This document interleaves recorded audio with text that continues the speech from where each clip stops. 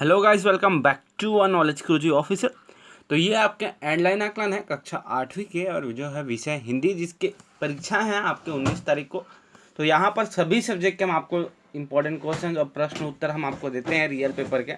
तो आप चैनल में नए हो तो चैनल सब्सक्राइब कर लो और बेल आइकन प्रेस कर लो, क्योंकि आगे भी आपके लिए ऐसी ऐसी अच्छी अच्छी वीडियोज़ आने वाली है, वो चाहे उत्तर की हो या चाहे प्रश्न की हो।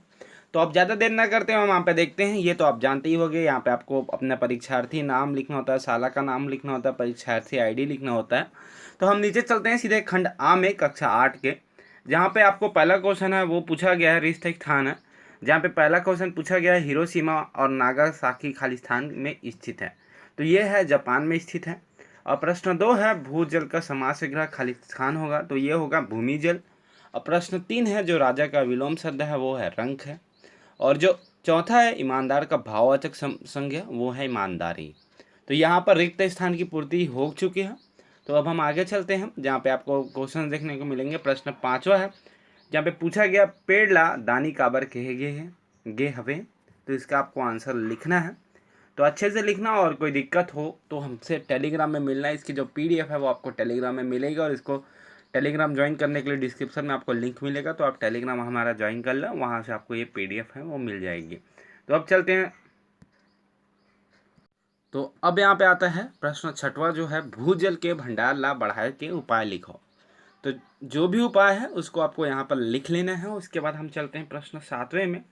प्रश्न 7वां है विज्ञान वरदान है अथवा अभिशाप। इस विषय में अपने विचार लिखिए। तो इस विषय में आपको अपने जो है विचार लिखने हैं। और बता दें, बहुत सारे जो है इंपॉर्टेंट ऐसे वीडियोस डाल रहे हैं, लेकिन कई वीडियोस तो आपके लिए ही नहीं है, कहीं कहीं का कहीं डाल दिए दे रहे हैं। तो इन सारी चीज़ों में आप भरोसा मत करो। आपका जो पैटर्न है वो एंड लाइन है, जो सीबीएसई के बेस पे चलता है। तो जो आपको भरोसा दिलाए और जहाँ से आपको लग रहा है कि हाँ यही क्वेश्चन है, वो करो यार। मैं ये नहीं बोलता मेरा करो आप उसका करो, लेकिन अपनी जो है, क्योंकि नंबर आपको मिलने हैं, तो अपनी जो देखभाल है वो करो। हम तो अपना जो है वो देते रहेंगे आपको। आप भरोसा करके आप इससे अच्छे बना सकते हो, और अपना खुद से भी थोड़ा बहुत पढ़ सकते हो। प्रश्न 8वां यहाँ पे राम के वन गमन के प्रसंग के किन्नरों के बारे में किस कथा का वर्णन मिलता है, उस वर्णन को लिखना है। फिर अब प्रश्न 9वां, जहाँ पे आपको पूछा गया है हमारे समाज में फैले रूढ़ियाँ और अंधविश्वासों ने किस प्रकार लोगों को एक दूसरे से प्रति घृणा के भाव पैदा कर दिए हैं। तो ये आपको यहाँ पे लिखना है इसके बारे में। अब चलते हैं प्रश्न 10वां, जहाँ पे आपको पूछा गया है विरोध प्रदर्शन के 2 तरीके होते हैं, एक लड़ाई झगड़ा करके, दूसरा शांति से। तो आपको दोनों तरीकों में कौन सा उचित लगता है? तो इसमें से होगा शांति से, और शांति से बातें निपटाई जाती है, जैसे कि आप सबको पता होगा ये सारी चीज़ें। और भी पूरे सब्जेक्ट के हम आपको आज या कल में दे देंगे। तो आप चैनल में नए हो तो चैनल सब्सक्राइब कर लो।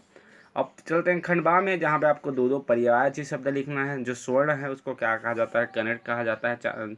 उसका जो तरु है उसको वृक्ष कहा जाता है, पेड़ कहा जाता है।